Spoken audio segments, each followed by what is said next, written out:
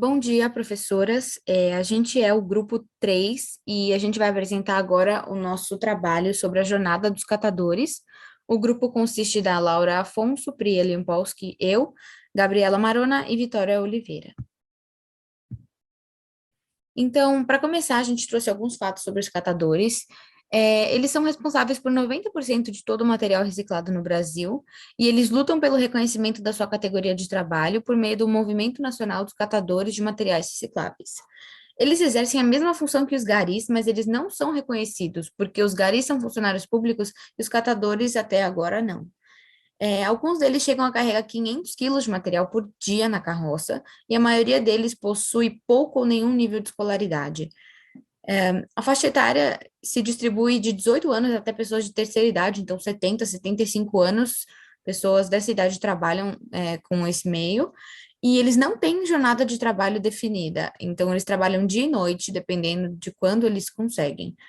São mais de 600 mil catadores no Brasil e o impacto ambiental de um catador em um período de 30 anos é responsável por evitar o corte de 100 mil árvores. Em 2010 foi aprovada a Política Nacional dos Resíduos Sólidos. Essa traz exigências de planejamento para encerramento de lixões e que o lixo do município receba um tratamento adequado, e a inclusão desses trabalhadores, no caso os catadores, em um processo produtivo ético, decente e seguro. Isso implica que os governos municipais contratem as cooperativas de catadores para fazerem a coleta seletiva do material. Então, falando um pouco mais sobre essa política, a Lei Federal número 9.605 diz respeito à gestão adequada dos resíduos sólidos, e eles mapeiam 4 tipos de catadores: o trecheiro, o catador de lixão, o catador individual e o catador organizado. E essa lei destaca o papel desses trabalhadores na gestão de resíduos, salientando a importância da inclusão social, bem como a preservação ambiental.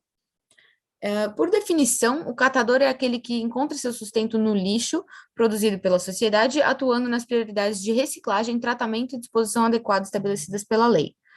E a Política Nacional de Resíduos Sólidos incentiva a criação e desenvolvimento de cooperativas e associações de catadores associadas à inclusão social, emancipação econômica e eliminação e recuperação de lixões. Então, agora falando um pouco sobre os catadores autônomos ou independentes, a gente fez uma entrevista com o senhor José. Ele é um catador de 52 anos no bairro de Higienópolis e Santa Cecília, e o que a gente recolheu de dados foi o seguinte: ele carrega, em média, 100 quilos de material por dia, que é bem abaixo do máximo que a gente viu que o pessoal carrega, que é 500 quilos, mas ele disse que a sua maior dificuldade no trabalho, além de carregar o peso por causa da idade dele, é a separação de lixo mal feita dentro dos prédios e estabelecimentos. E ele disse que ele vende cada quilo de material a, em média, 25 centavos. Então, com isso, ele acaba recebendo R$ 700 por mês, porque ele depende do que ele consegue recolher de material. Ele também disse que o resto da sua família trabalha em um lixão, porque a renda da sua coleta não é suficiente para sustentá-los.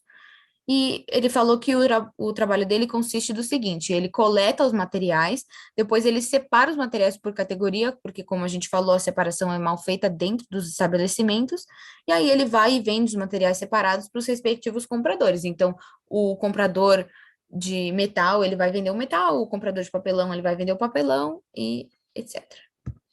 Bom, agora vamos para os catadores trecheiros, que são catadores que vivem caminhando entre uma cidade e outra, ou entre uma região e outra, procurando pelas latinhas, pelos resíduos, para conseguir comprar os seus alimentos, né? Então, eles são tanto homens, quanto mulheres, quanto crianças, e eles tentam sempre, tipo, caminhar perto de condomínio, bar, restaurante, saída de alguma coisa, lugares mais movimentados, porque ali é onde, com certeza, o descarte vai estar mais provável. E esses resíduos são bastante disputados entre os catadores.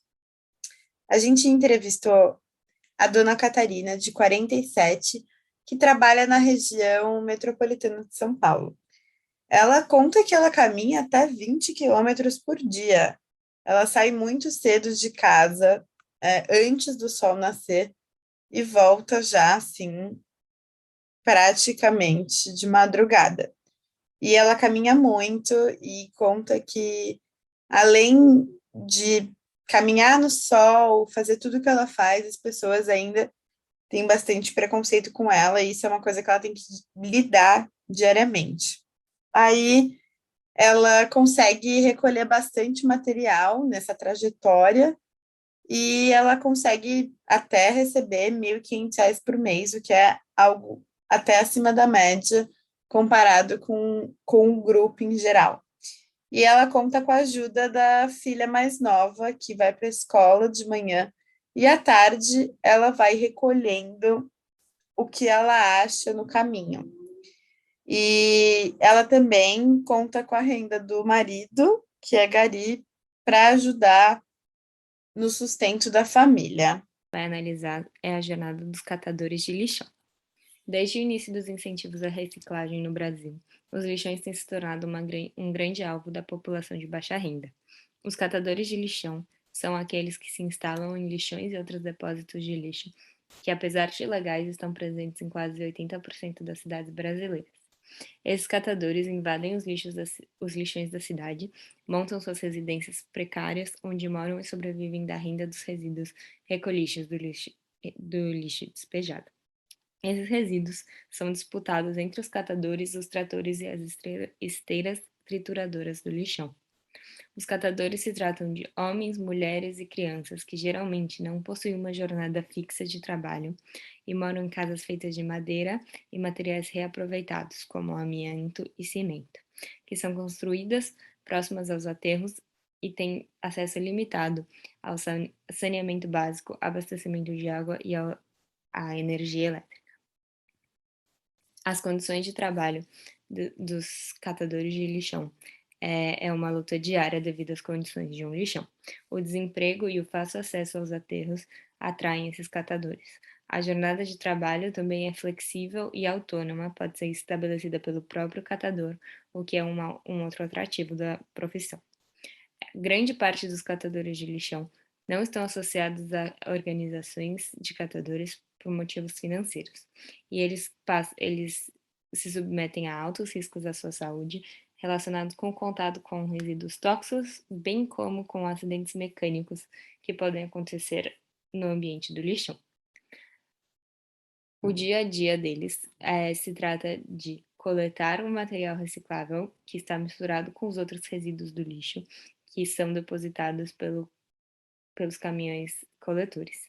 Eles então garimpam o lixo com pás, enxadas e sacos e depois separam os produtos que podem ser vendidos. A jornada de trabalho é manual e exaustiva, podendo durar até 10 horas, geralmente 7 dias por semana, percorrendo os aterros. A remuneração também é esporádica e não é garantida. Existe uma média de R$ 500 mensais recebidos aos poucos a cada semana durante o mês. Existe um caso da Vila Estrutural em Brasília, que foi estudado por mestrandas em Política Social da Universidade de Brasília, e a gente vai analisar esse caso. O lixão da Vila Estrutural, em Brasília, funciona desde 1970 e sustenta cerca de 1.500 catadores. Esse lixão abriga cerca de 700 famílias que sobrevivem em grande parte da coleta de recicláveis. Essas famílias não têm acesso a benefícios de programas sociais e vivem em moradias muito precárias acerca do lixão. As crianças das famílias geralmente participam de redes de solidariedade familiar, mas essas são muitas vezes pagas e então as crianças acabam ficando sob cuidado de seus irmãos ou são até mesmo levadas para ajudar seus pais na jornada de trabalho. Elas geralmente são analfabetas e não têm escolaridade, sendo que 64% dos moradores do lixão têm menos de 25 anos e a maior parte dos catadores tem entre 19 e 35. Além disso, a maior parte dos moradores do lixão já se estabeleceram lá há mais de 10 anos, então é uma moradia recorrente. Finalmente, temos o caso de Joel, um catador na Vila Estrutural de Brasília, que concedeu entrevista à Câmara Informa, relatando sobre o seu cotidiano no lixão. Ele é presidente de uma cooperativa de catadores e explica seu cotidiano. Ele é morador dos arredores da Vila Estrutural, acorda todos os dias e segue para o lixão, onde recolhe os materiais recicláveis dos catadores, que são separados, prensados e entregues à Copel, em Anápolis, que é um pouco mais longe, mas ele busca preços melhores, já que dentro do lixão existe exploração de atravessadores e sucateiros da região. O catador Joel já trabalha no lixão há mais de 19 anos e gera uma renda de R$ 1.200 para sustentar toda a sua família. Ele relata que não tem uma jornada fixa de trabalho e trabalha quanto der conta. Existe uma pressão legal para o fechamento de lixões, que, apesar de resolver um grande problema social, coloca em risco o sustento de tantas famílias. Essas precisam ser reinseridas no mercado de trabalho. Os catadores que são deslocados do lixão precisariam ser contratados nas atividades que são geradas para substituir o destino do lixo, como centro de triagens, reaproveitamento e tratamento de resíduos. A próxima classificação se baseia em catadores organizados, que são catadores estruturados em cooperativas ou ONGs. Eles são catadores de lixo recicláveis, então recolhem os resíduos sólidos recicláveis como papelão, alumínio, vidro, entre outros. E são divididos em 6 categorias. Dentre elas, temos os grupos em organização, catadores organizados autogestionários, redes de cooperativas autogestionárias, coopergatos, cooperativas de sucateiros e cooperativas de apoiadores. Como obter recursos para desenvolver a atividade dos catadores? Então, a Política Nacional de Resíduos Sólidos determina que, para ter acesso aos recursos financeiros da União, os municípios eles precisam implementar a coleta seletiva. É preciso a participação de cooperativas ou outras formas de associação de catadores formadas por pessoas físicas de baixa renda. Dito isso, faz-se necessário entender que os catadores eles se tornam agentes ambientais de fundamental importância para a implementação da Política Nacional de Resíduos Sólidos. Agora a gente vai apresentar a descrição de cada uma das formas de organização para os catadores organizados. Primeiramente, os grupos em organização. Eles são grupos que não possuem investimentos e têm pouca infraestrutura, por isso que eles precisam de apoio para que possam crescer e fortalecer a organização. Já os catadores organizados autogestionários, eles são criados em cooperativas e dentro delas não existe um líder. Todos conversam e decidem o modo como vão realizar os processos através de votação. O trabalho é feito de modo democrático e com planilhas que mostram os rendimentos. As redes de cooperativas autogestionárias. Essas redes elas têm o objetivo de fortalecer os grupos criados. Dessa forma, eles ganham força e conseguem vender o material por preços mais atrativos, atendendo melhor às necessidades do município. Os coopergatos são um caso um pouco diferente das cooperativas autogestionárias. Neles, existe uma hierarquia a ser seguida. Se aproxima mais das empresas privadas, porque realiza uma coleta e separação de resíduos recicláveis, mas mantém essa relação de patrão e empregado. A cooperativa de sucateiros.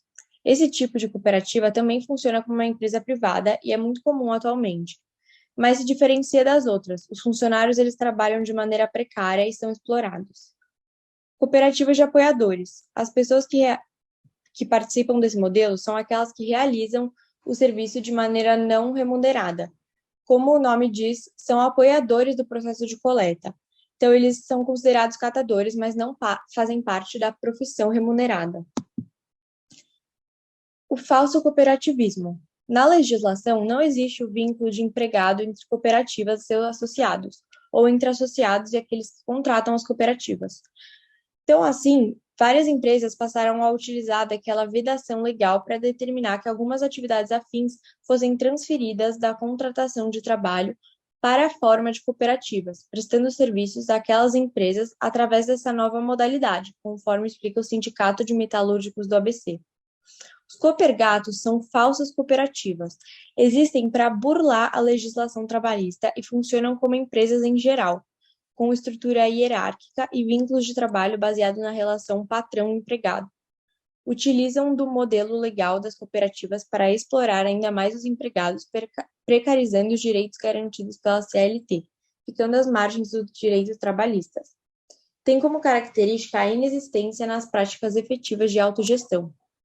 Nas coopergatos, a estrutura hierárquica e a forma como se trabalha nela foge dos princípios do corporativismo, funcionando como agências de mão de obra sem preocupação em assegurar os direitos trabalhistas. Agora vamos apresentar uma persona. O seu Gilberto ele tem 42 anos de idade. Ele tem uma esposa e um filho. Ele trabalha como catador de lixo reciclável e faz parte da categoria de catadores organizados, uma vez que trabalha dentro de uma cooperativa. Ele tem seu trabalho registrado e recebe segundo as normas da lei, podendo proporcionar mais segurança para sua família, uma vez que ele tira do lixo o seu sustento.